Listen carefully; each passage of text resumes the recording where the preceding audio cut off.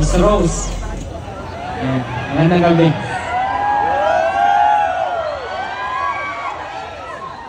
Miss Rose, alam mo ba na pag naging tayo ay araw-araw kitang pangingitiin? Magtabo ka man ay aking iintindihin at bawat segundo at minuto kitang pakikiligin. Sige, ipapaliwanag ko ang intensyon ko sa iyo ngayong gabi mismo in this event. Ilalayo kita sa panganib, kaya siguradong walang tragic incident. May magtangkamang manakit sa iyo ay hindi ako papayag. Ako na yung bagong tagapagtanggol, tapos na yung panahon ni David kay Goliath. At sinisigurado ko na tayong dalawa ay magtatagal. Always loyal, tanging ikaw lang, dahil hindi ako tuso magmahal. Kaya tingin sa aking mga mata, pag-ibig ay sa akin ang isentro, pagkat sa aming anim ako ang tunay na supremo.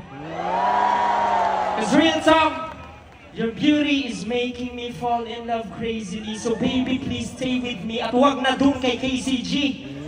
Dahil alam kong kasikatan lang at pera ang tangi nilang hahabulin.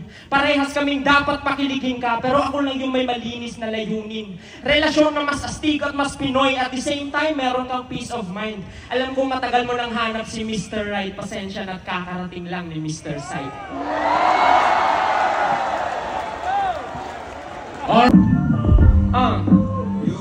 Alam mo ba mahal na ito'y inantay ko na kay tagaan.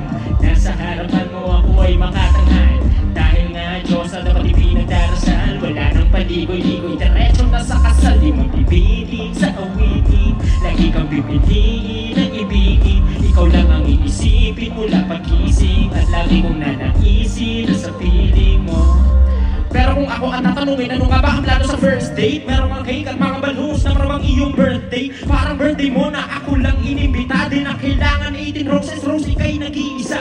Ganun yung aking plano. Pero papaano kung sabihin ko sa'yo kung ano ang aking trabaho? Bumabiyahe lang ng pedicab, mahirap lang na tao. Kaya bago mag-date, mamasadang muna tayo. Kung wala kang kita at medyo pangit yung tiyempo, tahimik lang na date, doon tayo sa simenteryo. Pag gutom ka na, mahal, hindi yung alanganin. Ikot-ikot lang tayo sa mga naiwan ng pagkain. Pero biro, di ko kailangan magpanggap na mayaman, pero sana pagmamahal ko'y matanggap. Mas Pinoy aking dugo, at sana'y iyong mabatid na ang pagiging totoo, yun ang tunay na mas astig. Bill number Saigi. Rose, kamusta? Okay lang. Isang buwan na rin nung huli tayong nakita. Alam mo ba, mula nung umalis kayo, hindi ka na matanggal sa aking puso't diwa. Kasi sa mga hindi nakakaalam, nakuha ko na siya sa Bacolod. Kaya pasensya na, Rose, sa pangungulit. Dahil sinundan pa kita dito para lang kunin ka ulit. Ano game?